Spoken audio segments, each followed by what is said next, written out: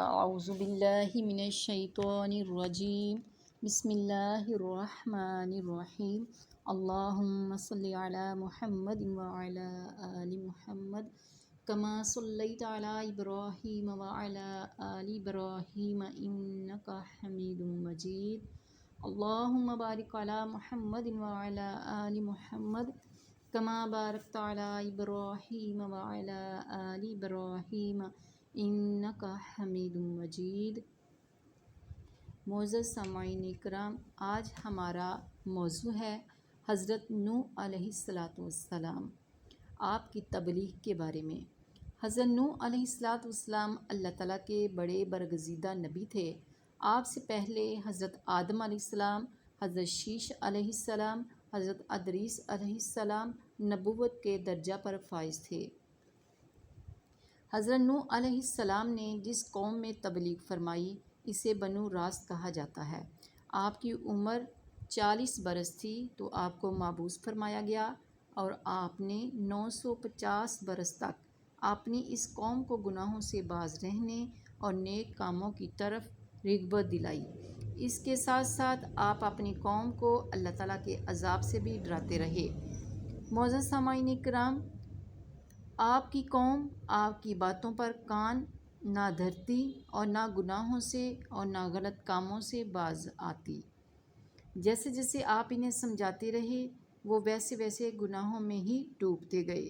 اللہ تعالیٰ کے نبی کی شفقت ہی تھی کہ ان لوگوں کو سیدھی راہ پر چلانا چاہتے تھے کہ جس پر چل کر انہیں نجات کی امید ہو سکتی تھی۔ آپ تو یہ چاہتے تھے کہ اللہ تعالیٰ ان کو معاف فرما کر جنت کا حقدار بنائے، مگر آپ کی قوم آپ کا شکر گزار ہونے کی بجائے آپ کی شدید ترین مخالفت ہو گئی، یعنی آپ کی سخت مخالفت کرنے لگی۔ اب ایسا ہونے لگا کہ وہ لوگ آپ کی طرف دیکھنا بھی پسند نہیں کرتے تھے، اور آپ اگر کچھ ارشاد فرماتے تو وہ اپنے کانوں میں انگلیاں ٹھونس لیتے تاکہ آپ کی آواز ان کے کانوں تک نہ پہنچ سکے۔ حالانکہ آپ تو ان لوگوں کی اصلاح کرنے کی کوشش کر رہے تھے کہ وہ دوزخ کے دردناک عذاب سے بچ جائیں۔ اس پورے دور نبوت میں آپ کی قوم آپ سے دور رہنے کی کوشش کرتی رہی اور ایمان سے بھی دور ہوتی چلی گئی۔ ایک طویل عرصہ تبلیغ کا گزرنے کے بعد محض چند خواتین اور حضرات آپ پر ایمان لائے۔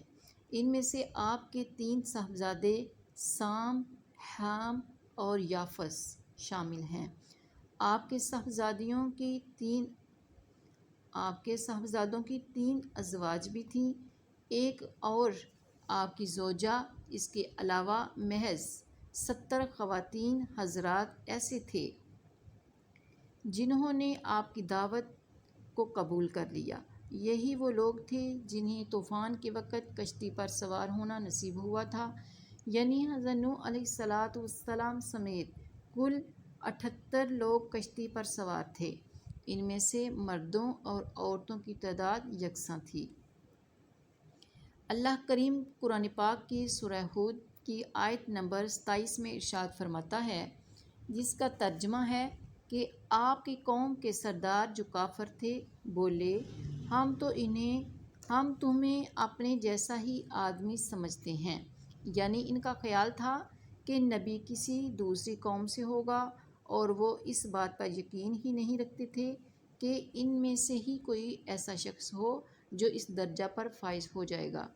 ان کا خیال تھا کہ اللہ تعالیٰ نبی اتارتا تو وہ فرشتہ ہوتا، جیسا کہ قرآن کریم میں ارشاد ہوتا ہے، سورہ مومنین کی آیت نمبر 24 میں ہے، جس کا ترجمہ ہے، تو آپ کی قوم کے جن سرداروں نے کفر کیا بولے، یہ تو نہیں مگر ہم جیسا ہی آدمی، جو چاہتا کہ تمہارا بڑا بنے، اور اللہ تعالیٰ اگر چاہتا تو کسی فرشتے کو اتارتا، ہم نے تو اپنے آباء و اجداد سے یہ ہرگز نہ سنا۔ یعنی وہ لوگ اسی راستہ پر گامزن رہنا چاہتے تھے جس پر ان کے باپ دادا چلے آ رہے تھے۔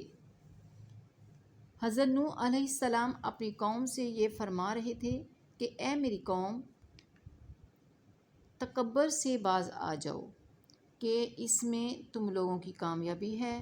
شکر کرو کہ تم ہی میں سے تمہارا نبی مبعوث ہوا ہے۔ اللہ تعالیٰ کے عذاب سے ڈرو کہ جب یہ عذاب نازل ہوتا ہے تو گناہ گار کسی طرح بچ نہیں سکتے۔ ایک مرتبہ آپ کی قوم کے بڑے بڑے سرداروں نے آپ کو پیغام بھیجا کہ اپنے پاس سے غریب لوگوں کو اٹھا دیں تو ہم آپ کے پاس آنے کے لیے تیار ہیں۔ تو آپ نے جواب میں فرمایا، جس کو اللہ کریم نے قرآن کریم کی سورہ ہود کی آیت نمبر 29 میں یوں ارشاد فرمایا ہے۔ ترجمہ: حضرت نوح علیہ السلام نے فرمایا، اور میں تو ان کو اپنے ہاں سے نکالنے والا نہیں ہوں۔ جو ایمان لے آئے بے شک وہ اپنے رب سے ملاقات کرنے والے ہیں، البتہ میں تمہیں دیکھتا ہوں کہ تم لوگ جاہل ہو۔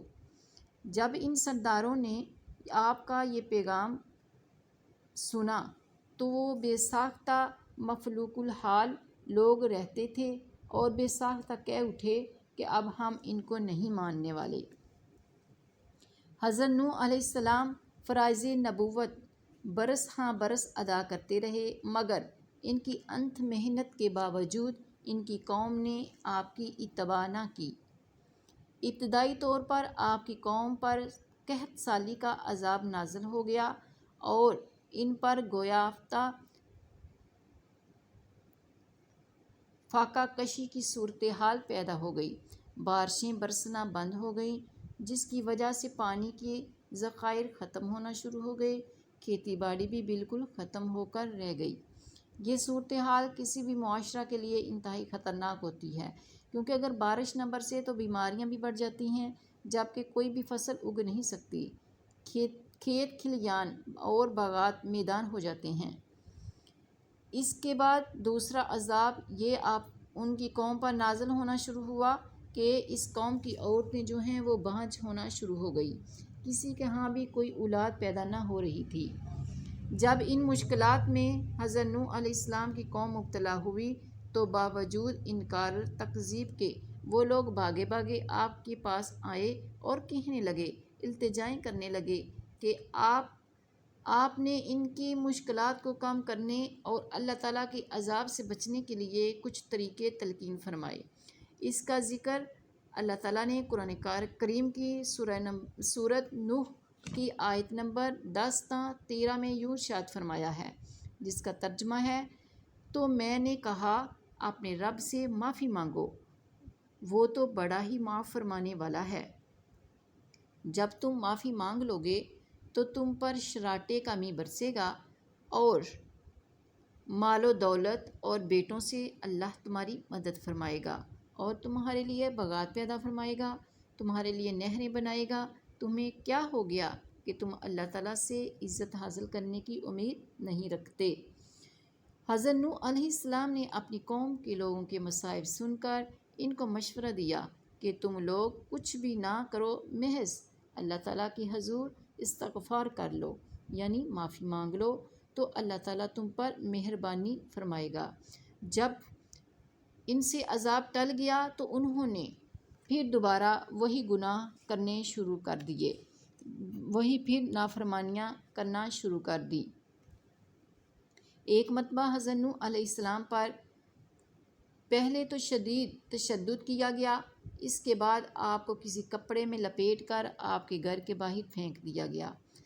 ان لوگوں کا یہ خیال تھا کہ اس طرح آپ کی موت واقع ہو جائے گی، مگر آپ علیہ السلام کی حفاظت تو اللہ کریم کے ذمہ تھی، چنانچہ آپ اس کپڑے سے باخریت آفتاب برآمد ہوئے اور حسب سابق تبلیغ میں مصروف عمل ہو گئے۔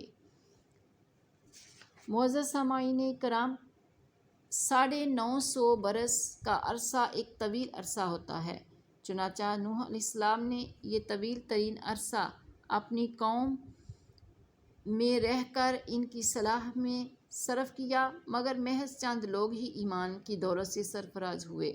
آپ علیہ السلام نے انہیں ہر طرح سمجھایا، لیکن یہ لوگ راہ راست پر نہیں آئے۔ پھر جب آپ کی قوم نے آپ کو حد سے زیادہ شروع کر دیا ستانا تو اللہ تبارک تعالیٰ کی بارگاہ میں آپ نے یوں عرض کیا، جیسا کہ سورہ نوح کی آیت نمبر 26 تا 27 میں آتا ہے، جس کا ترجمہ ہے، اور نوح علیہ السلام نے عرض کیا، اے میرے رب، اس زمین پر کافروں میں سے کوئی بھی بسنے والا نہ زندہ چھوڑنا، بے شک اگر تو انہیں رہنے دے گا تو تیرے بندوں کو گمراہ کریں گے، اور ان کی اولاد ہوگی تو وہ بھی بدکار اور ناشکری ہوگی۔ تو اللہ تبارک تعالیٰ نے حضرت نوح علیہ السلام کی دعا کو قبول فرمایا، کیونکہ آپ اللہ کے برگزیدہ نبی اور رسول تھے۔ چنانچہ اللہ کریم نے قرآن پاک کی سورہ ہود کی آیت نمبر 37 میں ارشاد فرمایا، اے نوح، اور کشتی بناؤ ہمارے حکم سے، ظالموں کے بارے میں مجھ سے کوئی بات نہ کرنا کہ وہ ضرور ڈبو دیے جائیں گے۔ کشتی بنانے کا حکم حضرت نوح علیہ السلام کو مل گیا تو یہ بھی فرمایا گیا کہ اب ان پر عذاب کا حتمی فیصلہ ہو چکا ہے، اور ان میں سے کسی کے لیے سفارش نہ کرنا، یعنی اپنی بیوی جو سرکش ہے اس کے بارے میں اور اپنے بیٹے کے بارے میں سفارش نہ کرنا۔ حضرت نوح علیہ السلام کو یہ تو معلوم ہی تھا کہ کشتی کو کس طرح بنانا ہے، چونکہ اللہ کریم نے وحی فرما دی گئی۔ کشتی کا اگلا حصہ مرے کے سرے کی طرح ہو، درمیانی حصہ پرندوں کے پوٹے کی طرح، اور عقبہ حصہ مرغ کی دم کی طرح بنایا جائے، جبکہ طرف میں دروازے بنائے جائیں اور میخوں سے مضبوط کر دیا جائے کہ ہر طرف سے تارکول کی لپائی کی جائے تاکہ اندر پانی داخل نہ ہونے پائے۔ کشتی کی لمبائی تقریباً 450 فٹ تھی، چوڑائی 75 فٹ اور اس کی اونچائی 45 فٹ تھی۔ اس کو ساگوان کی لکڑی سے تیار کیا گیا اور یہ کشتی قریب 2 برس میں تیار ہو گئی۔ معزز سامعین کرام، اللہ تعالیٰ کا عذاب نافرمانوں پر ضرور آتا ہے۔ آخر وہ وقت آ گیا کہ جب طوفان آنا شروع ہو گیا، اور اس قدر طوفان کی بھڑکتی ہوئی آئے، اس طرح لہریں بھڑکتی ہوئی تھی کہ زمین آسمان کا پانی ایک ہو گیا، اور وہ جو قوم نافرمان تھی اسی میں ڈوب کر غرق ہو گئی۔ معزز سامعین کرام، اللہ تبارک تعالیٰ سے دعا ہے کہ اللہ تبارک تعالیٰ ہمیں اپنے نبی کی پیروی کرنے کی توفیق عطا فرمائے۔